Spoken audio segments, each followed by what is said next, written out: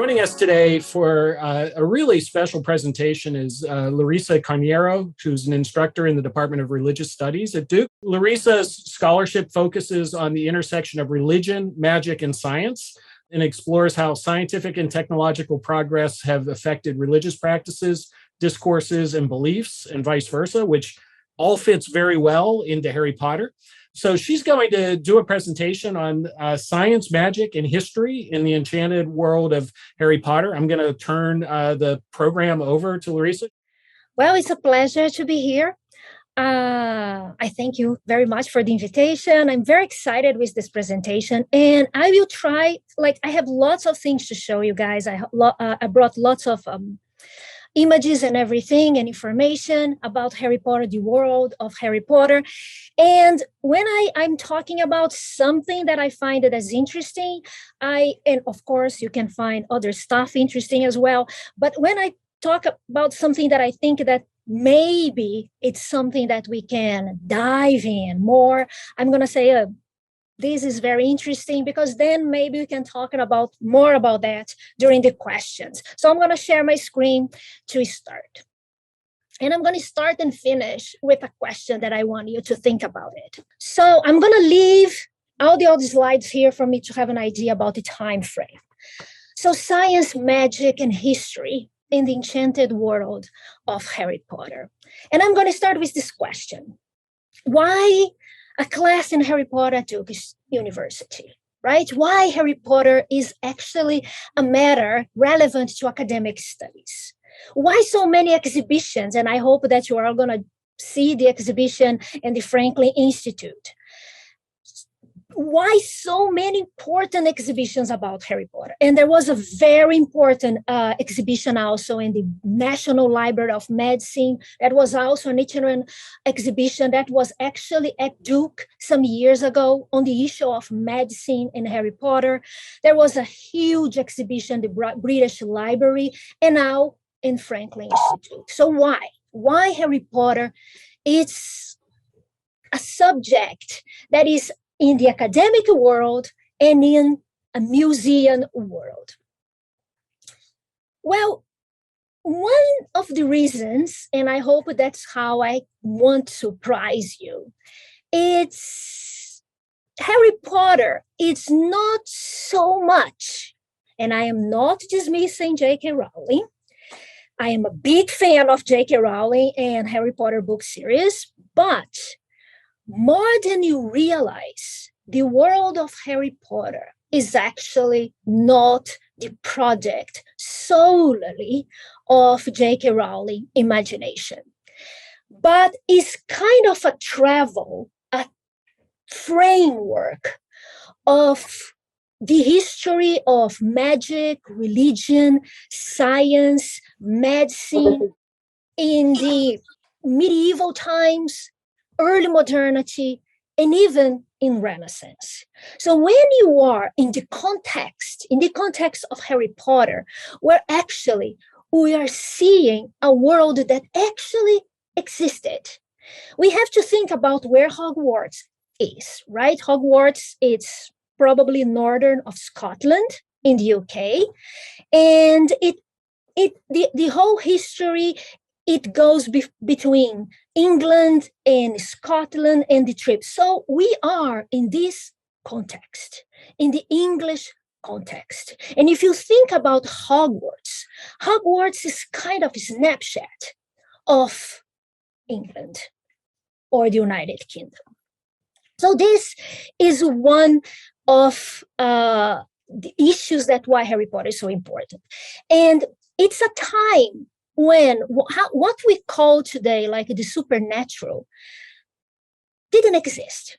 The supernatural is a very contemporary, very modern concept.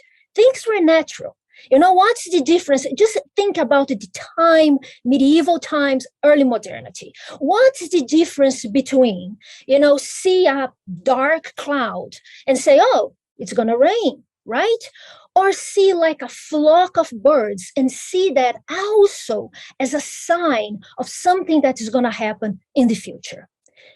Dark clouds, it's going to rain. A flock of birds can mean someone is going to die. It's an omen. So this kind of difference between what was actually a natural phenomenon and what was actually magic, superstition, other lore, didn't have this kind of defined field. So 25 years ago, J.K. Rowling presented us with the magical world of Harry Potter, with the publication of the first book, The Philosopher's Stone. And I emphasize the Philosopher's Stone because in the American edition is the Sorcerer's Stone. It's kind of, they didn't think that actually the Philosopher's Stone would sell very much here in the United States, which is kind of offensive. Because the Philosopher's Stone is something, right? It's a stone that was so much searched and sought for the alchemists in actually Renaissance time. So although fantasy story Harry Potter is far from being, as I said, the product of imagination, in fact, is totally based on truth and facts of medieval and early modernity. So in this presentation, I'm going to focus on some subjects of Hogwarts curriculum. Magical creatures, right? They have care of magical creatures that is taught by Hagrid for a while. Potions, Professor Snape, herbology, Professor Sprout, magical objects, that's kind of intermingle with the whole story, alchemy, Nicholas Flamel, that's kind of a character, and the production of the Philosopher's Stone that plays a huge role in the first book. First, I wanted to, before we go like to the magic, I want to talk about a little bit of the magical creatures of Harry Potter. So we have unicorns, we have big spiders, we have the basilisk, we have a centaur that actually teaches divination at some point. We have so many magical creatures, dragons, and actually witches is also magical creatures. Some people don't remember very much, but there is like a party that one vampire shows up. We have werewolves, we have animagus, that people who can actually shapeshifter, turn into animals.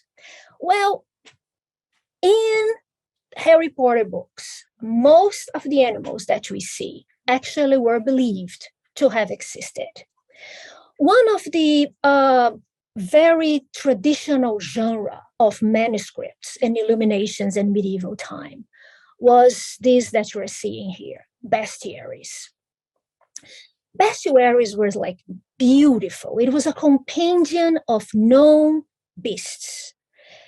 Not beasts that sometimes people who draw them actually saw them, but sometimes animals that they heard about it, and based on this kind of narrative, they would draw the animal. But it was like a compendium of the all known beasts. Bestiaries were actually the bestiary had this kind of imaginary animals and actually real animals, unicorns and cats. For example, you have like wild animals, domesticated animals, but in the bestiaries, they're all real.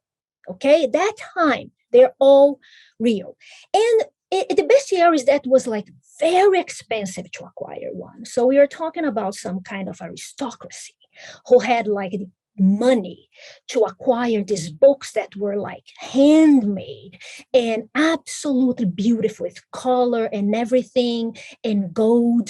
So we are talking about beautiful, beautiful books, manuscripts. So why give so much importance to these creatures, right? To animals? Well, first is kind of the beginning of zoology.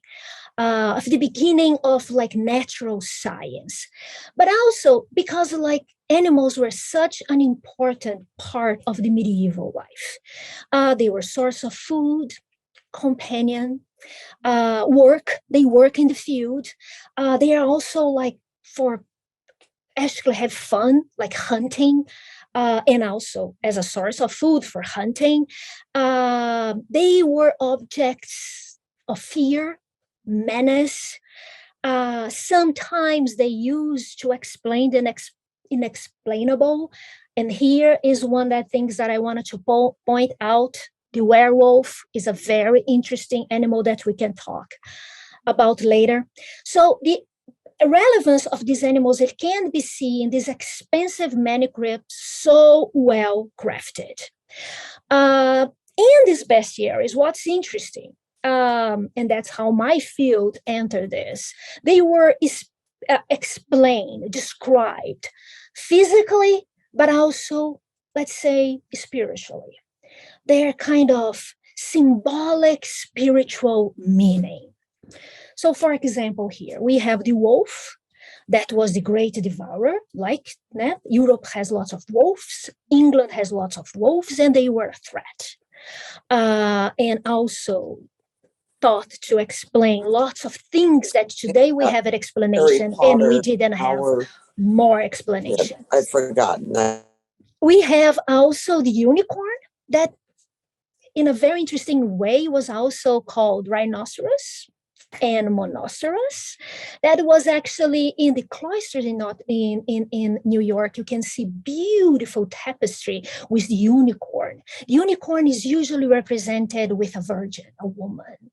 And that's the way you would like actually kill a unicorn. Unicorn plays a very important role in the Chamber of Secrets and Harry Potter, because actually the proto-Voldemort feeds the blood of a unicorn. It's a very, very like green scene.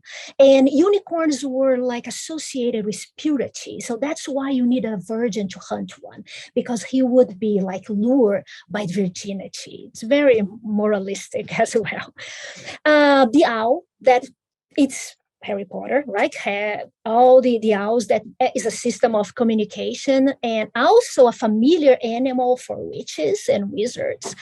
But in the Leviticus is actually an important animal. So these bestiaries usually describe the owl as something that is not very good. There is a dark side. The phoenix fox, right? The pet of Dumbledore. The phoenix also was an animal that was supposed to have existed, an animal associated later on. It's a very old, ancient animal, but later on was associated in this spiritual description with Christianity and the issue of resurrection. We also have the griffin or the hippogriff in Harry Potter. That was also an animal that comes from ancient Greece, has a very dubious meaning. Sometimes it's good, sometimes it's bad, especially because it's an assemblage of many other animals. And the stag. The stag played a very, very important role in pagan Europe, was incorporated by Christianity, became also a symbol of the cycle of life and this resurrection of Jesus as well. And the basilisk, right? The basilisk is very interesting. Of course, Harry Potter, you have the basilisk and you have the dragon, but here I mix both, because actually the story of Harry Potter, the Chambers of Secret, it mixes both stories. If you know the legend, for example, of Saint George, that is the patron of England, actually. The flag of England is actually the cross of Saint George. And this story of how Harry Potter kills the basilisk is pretty much based on St. George stories, including like the princess, we can say that is Ginny, like, like the virgin that St. George kills the dragon. It's the same kind of heroic motive that Harry Potter say. But the basilisk was an animal that existed.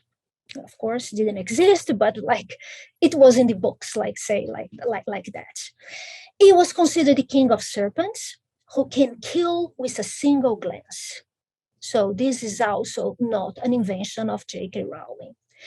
In his Naturalis Historia, Pliny the Elder, that is like ancient Rome, he described the basilisk actually as a small snake, being not more than 12 fingers in length, that is so venomous, it leaves a wide trail of deadly venom in its wake, and its gaze is likewise lethal.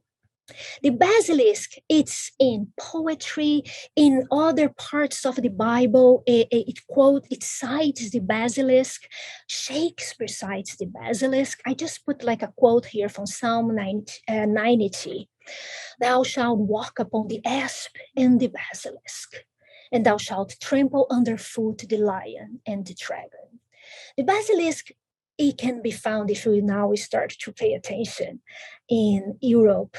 In coat of arms, for example, here we see a coat of arms of the House of Visconti of Milan, Italy, on the Archbishop's house in the Piazza del Duomo. In Germany, where is Germany now, the basilisk actually became a symbol to represent the Munich, south of Germany, so remain Catholic mostly, and represented Protestant heresy. And we're talking about where the Reformation took place first, that was Northern Germany. People, I hope I'm not going too fast. It's because I want you to have like a kind of a general view of how Harry Potter is actually part of the scientific world, and then you can talk about it more. Well, and then I'm going to just talk a little bit about same kind of motif, herbology. The herbs that talking about, like the snakes that make so many potions. Most of potions that he mentioned, it's part of like the famous grimoires, books of recipes of magic and potions that were very popular 12th century, 7th century, Renaissance, that teach you how to do love potion, teach you how like to ward off like the evil eye and everything. And herbology in the Harry Potter is the study of plants and plant lore, right? So learning how to make potions, it's a vital skill, not only what we call today witchcraft, but also in creating remedies for illness and diseases. And think about like the St. Mungo's hospitals for like magical maladies and injuries in Harry Potter. So in the medieval, pre-modern, and the modern world, potions have been used for healing the sick, and it still is being used. There is a renaissance of her herbs nowadays for change someone's appearance. Remember, like the potion that Hermione makes, like to make like the kids to change the potion because they wanted to go to his Slytherin house, or for inducing people to fall in love. This here was actually a sin that was very criticized by the Catholic Church. Herbology books were also very interesting, very, very, very beautiful. And this is one of the most fascinating and beautiful one, Taquino Sanitatis. The first version is 11th century and actually comes from the Arab world, was translated to Latin. So it's a very interesting because, again, all kinds of plants, and they have some kind of spiritual descriptions as well. And it's actually a very balanced book. And you think about medieval, it praises like balance of food and drink in moderation, the need of fresh air, alternations of activity, you have to exercise and rest, alternations of sleep and wakefulness. It's a book that's based on Galen medicine. We can talk more about that later as well. That is actually the four humors idea, theory. So we have these secretions and excretions of humors, vomiting, diarrhea, for example. And this book teaches you how to deal with that, but also emotions, and like what would be some kind of proto mental illness health, because they address the issues of melancholia, for example, depression, what would be depression today, and how you can actually try to heal that with herbs. So it is a very magical thing. The principle of herbology, it's a very holistic Galen medicine in which you have the four humors. That is the black bile, doesn't exist, but it existed before. The yellow bile, blood, and flame. And was associated as well with the four elements. So earth, water, fire, and air. Was also associated with your age, adulthood, childhood, like teenagerhood, and was also associated with atmosphere, with the climate, spring, fall, summer. Everything was connected. And to know how to apply potions, you had to know everything. Here's an example. So how to apply. I put here, just like the emblem of the St. Mungo's for Medical Mala Hospital for maladies and injuries. So the environment was believed to affect people's health. And I think that's very pretty much the role of healers in Harry Potter. They don't have doctors, they have healers. So the weather played a very important role in people's health and treatment. Planets, stars, and moon also had weather characteristic and affected people's health. For example, the moon was wet. It's kind of arbitrary, cold, and female. It could lead people to irritability and insanity. People, this is science. This is not magic, okay? This was science.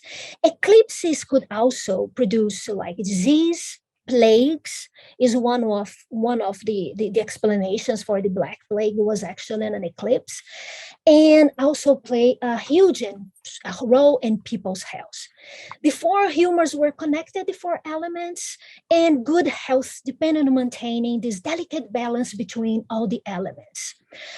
And sickness happened when this balance was disturbed. That's why people did the blood wrapping that probably you saw in movies, right? You cut the person and let that people bleed. It was actually trying to keep the balance between the black bile, the yellow bile, the blood, and the flame. And which humor was also connected to temperament. So you can see here that someone who has an imbalance of black bile can be tendency to depression and melancholic behavior. And here, one of my favorite pictures is the mandragora, the mandrake, the mandragora, right? That in Harry Potter, remember, the Professor Sprout is teaching and they had to put like a headphone because when you remove the mandrake of the out of the earth, it screams and can kill you and lead you insane. Well, it's also not J.K. Rowling creation. Actually, here you can see the mandrake. It actually had, like in Harry Potter, the roots, they believed that it has some kind of like human shape, but it was always described like this. You had actually a male and a female, and when you remove it from earth or from the dirt, it would scream. And that's why you had to use a dog. So usually you would tie the dog to a mandrake and then you call the dog and the dog would be responsible for doing that. Humans would not actually harvest a mandrake for the same reason that Professor Sprout advised Harry Potter and his classmates to put like the headphone. As you can see, the nature is cold of the mandrake. The optimum is highly fragrant variety. The usefulness is smelling. It helps to alleviate headaches, insomnia. Spreading on the skin works against elephantiasis and black infections. Dangers. It stupefies the senses. Remember, stupefy. Neutralization of the dangers with the fruit of ivy effect is not comestible. It's not eatable. It's good for warm temperaments, for the young, in summer and in the southern regions. Everything is absolutely connected with the environment. Okay. I hope I am not going too fast. So look at it. Look at what J.K. Rowling did. Hogwarts School of Witchcraft and Wizardry was founded over 1,000 of years ago by 4 wizards: Godric Gryffindor, Helga Hufflepuff, Rowena Ravenclaw, and Salazar Slytherin. They built the castle together in Highland Scotland away from Muggle eyes in an age that magic was feared by common people and witches and wizards suffered much persecution. So we are talking about the 10th century.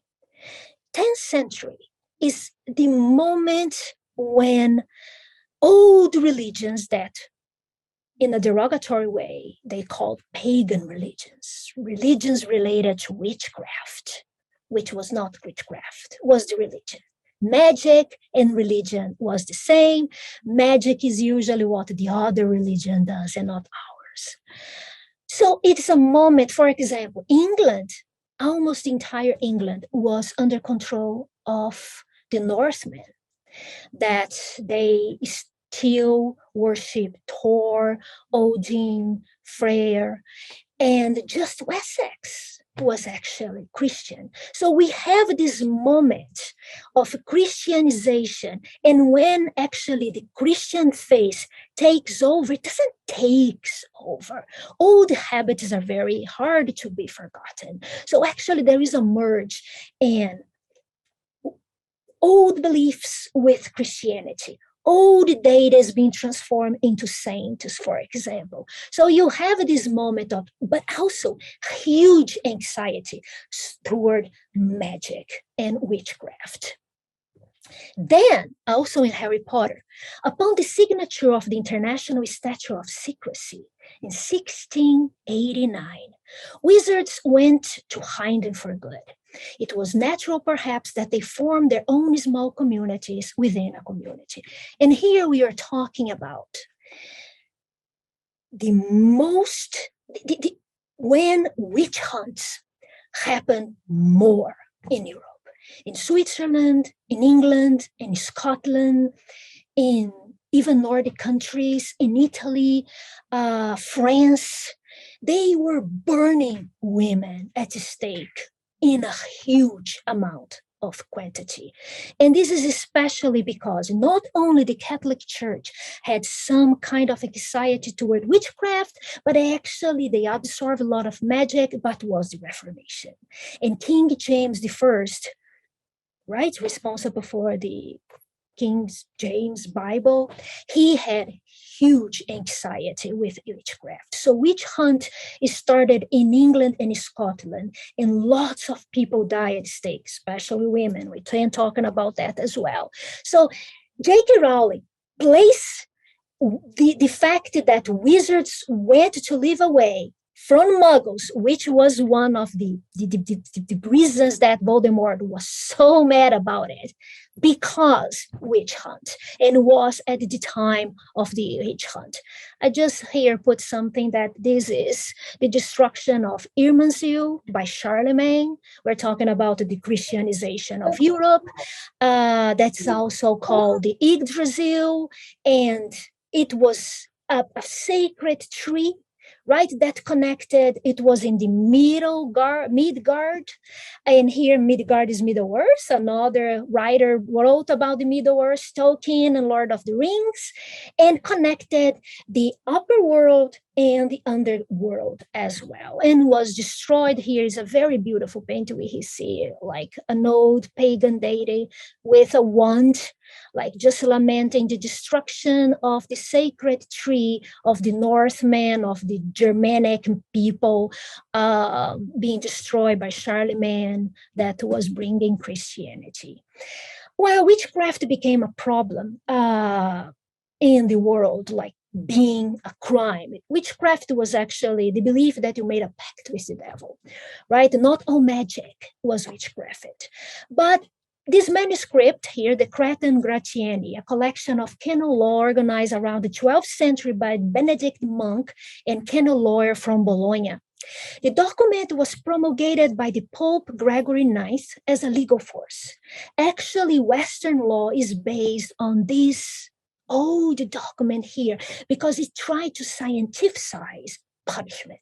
It tried to establish crimes and punishment, a law that was supposed to work for everybody in the same way. So case 26, sortilation, that is like divination, and also maleficence. Sometimes the two terms that actually it's not, they don't mean the same, but they were exchangeable. The dark arts in Harry Potter, you cannot do that, okay? So it became a crime, punishable of death. So we are talking about here that the magical world, the spread of Christianity among pagan Christians, the Christian magic to replace the pagan one, relics and everything, and saints that can intercede with like the supernatural world, spells and charms that mix Latin word. It's not by chance that Harry Potter used a Latin word for like spells, and because it was like an unknown language for the folk, common people, and magical objects like talismans and amulets, charms that usually evoke the names of saints. So it is like a mishmash in which religion, science, magic, new religion, old religion is everything mixed. So look at this. Read that. If I tell you this recipe, what would you visualize, right? If I tell you, mix in your cauldron powdered gall of a black puppy, balsam of puppies drowned in white wine, the head of a black cat burned to ashes, mouse dung, bull's urine, oil and ashes of toads, fox fat, powdered worms and bugs, the tusk of a boar. You said, oh my God, this is witchcraft. No, this is medicine. This is Paracelsian medicine. So we had at this time, this is not witchcraft at all, okay? This is medicine.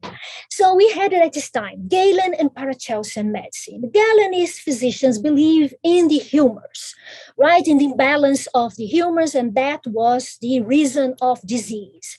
So in fact, in some sense, our medicine today, the mainstream medicine, comes from Galen medicine because there is a material cause for the disease. Paracelsian physicians, they had a precept, like cures like, okay?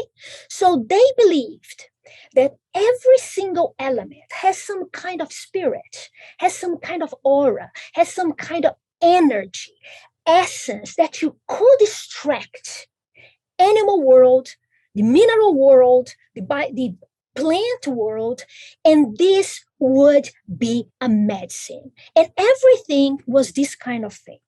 For example, wolf's teeth rubbed on the guns of infants hastens the coming of teeth. Wolf's liver powdered helps liver disease. Hare's kidneys help the stone. Hare's lungs help such a breath difficulty. Boar's urine causes the expulsions of bladder stones. This is published in the Dispensatory by Edward Taylor, 1642, 1729. He was a Puritan Englishman who moved to New England, attended Harvard College, and he published this book that has an alphabetical list of 109 animals that you can use to cure. This is part of his book. What's interesting, that Protestants, instead of diminishing when the Reformation happened, the relics as like something that was nonsense, they try to scientificize relics.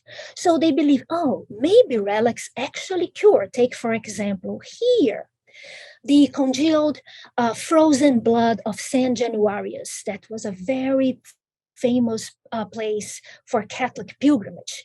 And like the blood of St. January is enclosed in a little glass vial, which seemed to liquefy and frost every year on the Saint Fast's Day. And it was, if you touch it, the relic, it was believed to have a miraculous cure, right? So the Protestant Paracelsian physicians said, no, it's not just the saint. Every single bone, every single blood can cure.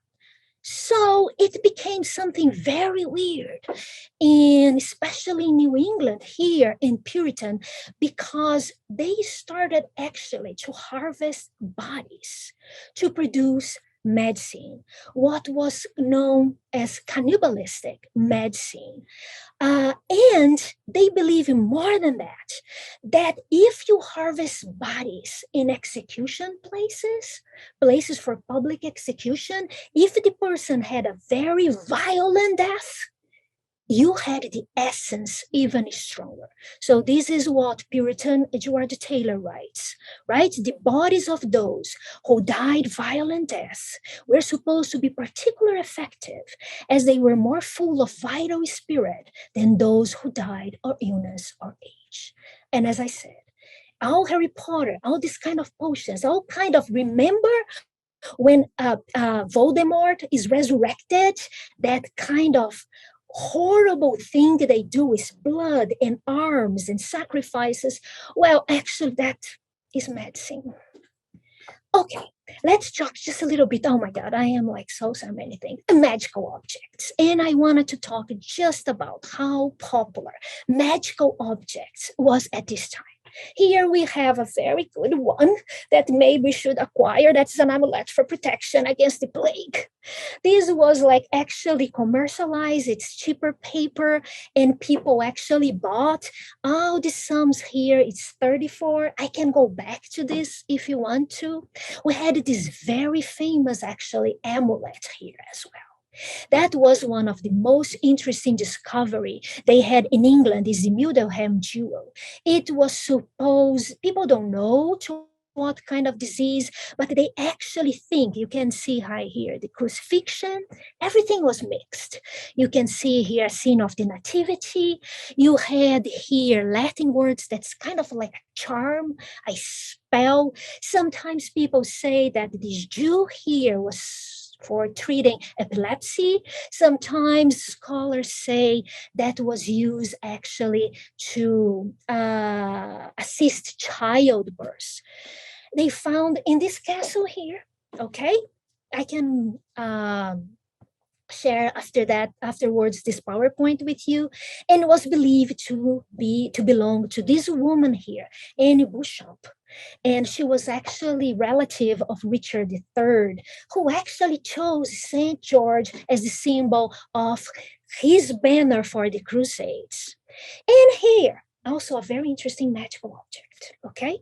That's the Hand of Glory, plays a role in Borgin and Burke's store that is in this dark side of the neighborhood that they buy everything, Diagonal Valley, Alley, and Harry Potter and Chambers of Secrets. That's also harvest for someone who usually was like in the gallows, right? This one was it was believed to have originated from Gibbet Hollow, Castleson, and has been used. Usually they believe that it would protect you against thieves. If you had one, it would line up with fire if you were in the presence of thieves. So it was used actually as a dark object to find thieves. And here, a very interesting object, very famous in Harry Potter as well, Horcruxes.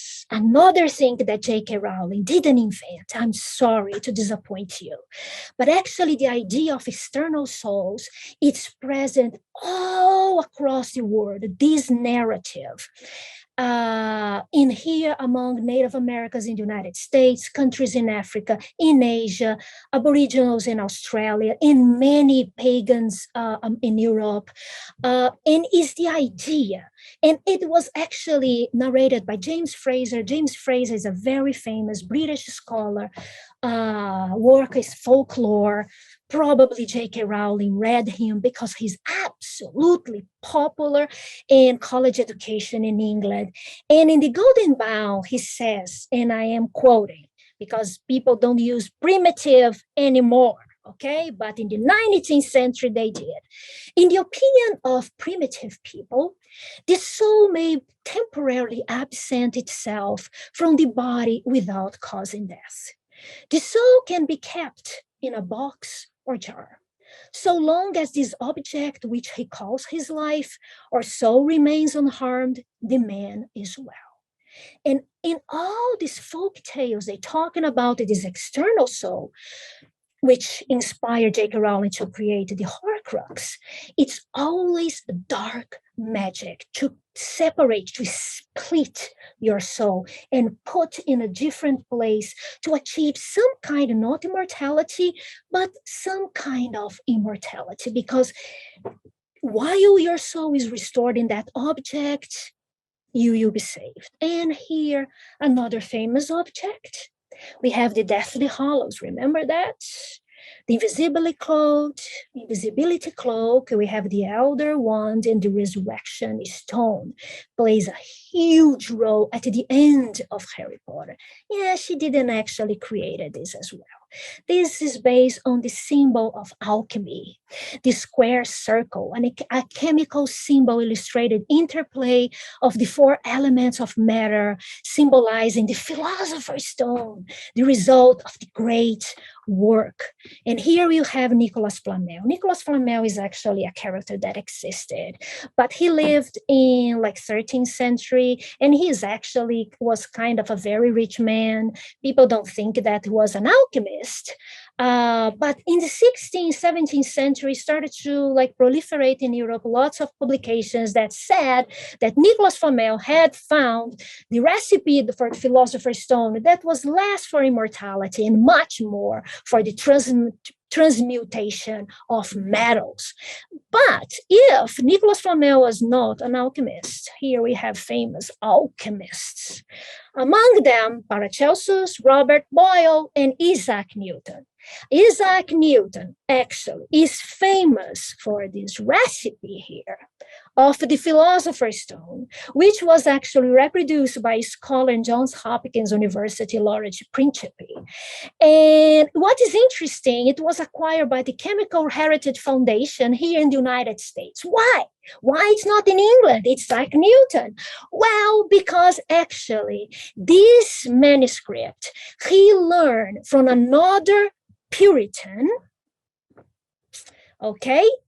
And his name was George Starkey. He was a Puritan for New England. He traveled to Europe to learn more about alchemy, became a tutor of Roger Boyle and a close friend of Isaac Newton. And Isaac Newton actually made annotations in George Starkey recipe for the Philosopher's Stone. They believed that they could transform any metal into gold and silver. Why? Because it was magic? Not. This was chemistry. It's the principle of chemistry, the beginning of chemistry. It's because they observed metals in nature and they thought, oh, okay, see, the gold is never pure. They didn't believe that lots of stuff elements were together, but that nature was transforming ignoble metals like mercury to gold across a long process of time. They wanted to do in lab what nature did. And I'm going to finish this lecture. I wanted to see some. I'm sorry that I talked too much. But okay, anyone has an idea how to use medicine, Paracelsian medicine, to produce a homunculus or a basilisk? Anyone? I don't have an answer to that one, Larissa, but thank you so much. One quick point: the Chemical Heritage Society and the Science History Museum, that's in Philadelphia. Exactly, yes, in Philadelphia. So you have this beautiful manuscript of Isaac Newton in your town. That's right. And for Anne Louise's purposes, it's also a great event center. So if we're ever looking to do a Duke Philadelphia Club event, it's a great place to do. But I was going to ask a question. It seemed like there's also a lot of interesting overlaps between Rowling and Tolkien and C.S. Lewis, so Narnia, the Middle Earth, and how do those interact, and kind of what do you see as the differences or the similarities between the three? Okay, it's a very good question. And it's a question that my answer will be, well, actually, some people see more difference than I do. Because actually, I don't know if you remember, guys, but the United States in the 90s, there was a huge anxiety toward Harry Potter. Actually, people are seeing like some kind of movement. Let's ban books. Let's burn books. Well, that happened in the 90s. They wanted to burn Harry Potter because they thought that Harry Potter could lead kids to like Satanism, with like dark magic. And they usually compare the three books, Narnia and Tolkien, that were considered like Christian books written by very pious people, and J.K. Rowling that didn't know very much what kind of religion she had. And in my opinion, they are all fantastic fantasy books that, there is a lot of scholarship involved. They are amazing publications. It's kind of classics and amazing work of all the authors. Tolkien is far my favorite, but like I love them all. But there was like an anxiety to Harry Potter because they said, well, but Tolkien and Narnia are talking about magic that is actually invented magic. But J.K. Rowling is talking about magic that can be learned. So it's dangerous. And in some sense, in a very kind of conspiracy theory way, they were kind of right, because not that you can learn, I'm not gonna, become an animagus or whatever, but it's a kind of magic. But as I said, it's medicine that can be learned, and now we have like a renaissance of witches and witchcrafts, but in a different context. But that's my opinion. Okay. Who's your favorite character? Oh, that was a question. If you had time, I would ask you guys, because it reveals so much about us. I like Dobby. Dobby, okay. Yes.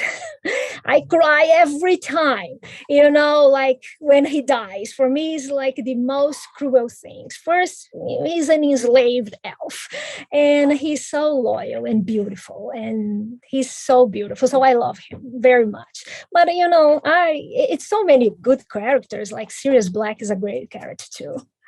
Adriana, do you have a question? I saw you came off of mute. Yeah, no, I just want to thank you because I love English writers' fantasy. Like you didn't mention Phil Pullman, and he's my other favorite with the Northern Lines. You probably are familiar with his Dark Materials. Phil Pullman. Oh God, it's so beautiful. Oh, I know. It's amazing. He's more complex, right?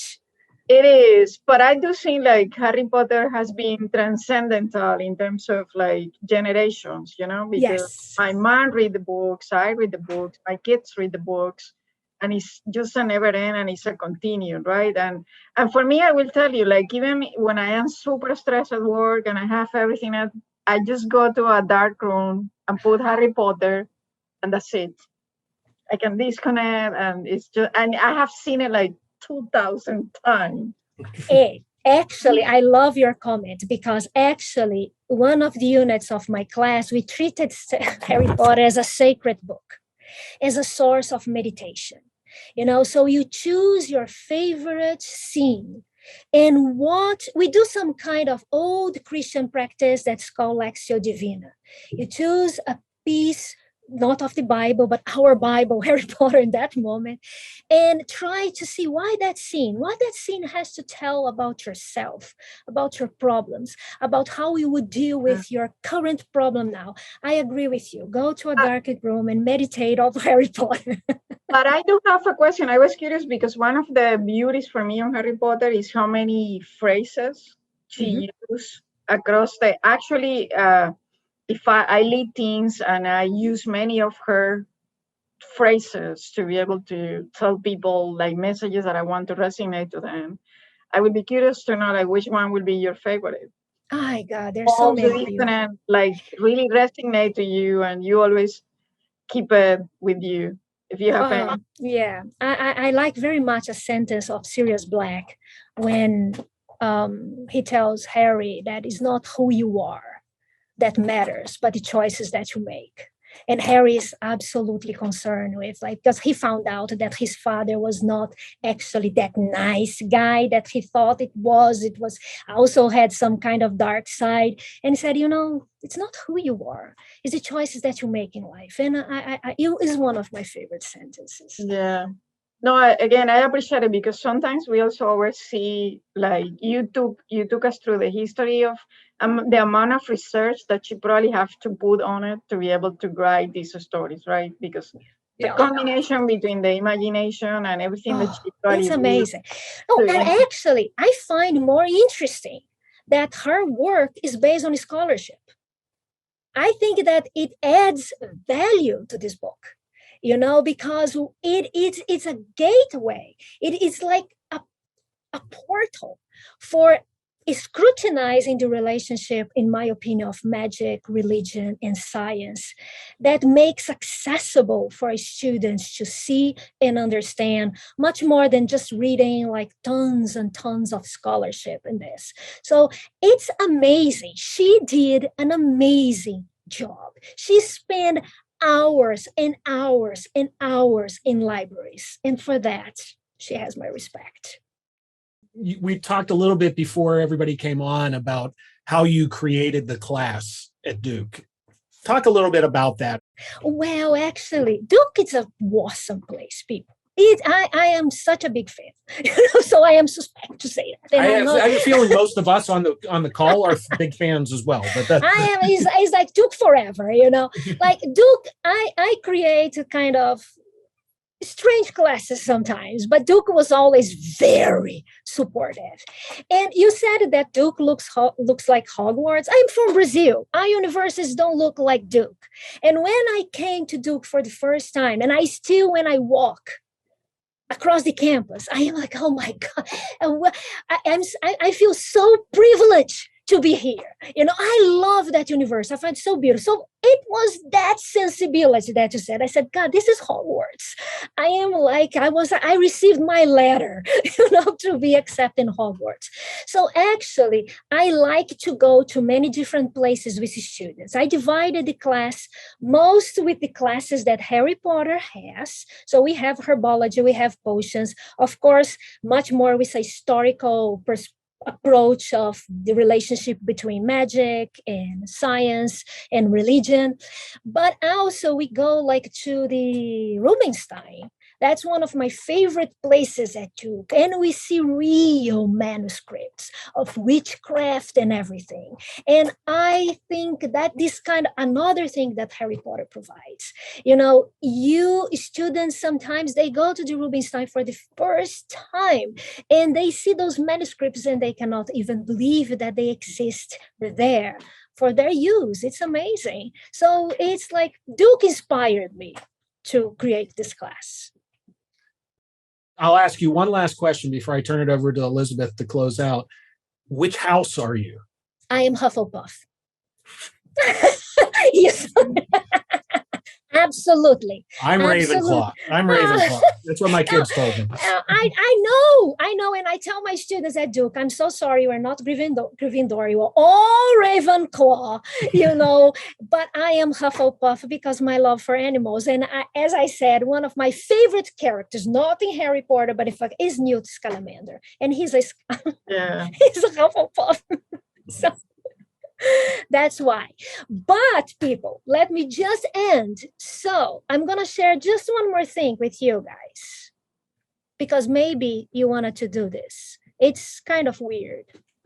So here, this is the recipe to make a basilisk, to create a basilisk. And this is Harry Potter also has to do to say a lot about gender, okay, people, and race and everything. And the idea of pure blood. Harry Potter is like a cauldron of good stuff. But here is the recipe to create a basilisk by Paracelsus. He wrote on the track The Nature of Things. You can use sperm and create the homunculus. That is like of a golem from the Jewish lore. But not like a real size man. It's a small man, but has wisdom, Okay, so if you can create a homunculus, you have like lots of answers for the secrets of life. But if you use menstrual blood, you have the basilisk. And the basilisk is a horrible creature that can kill. So it's another interesting about the world of Harry Potter. And all the things that are there are actually became from scientific books.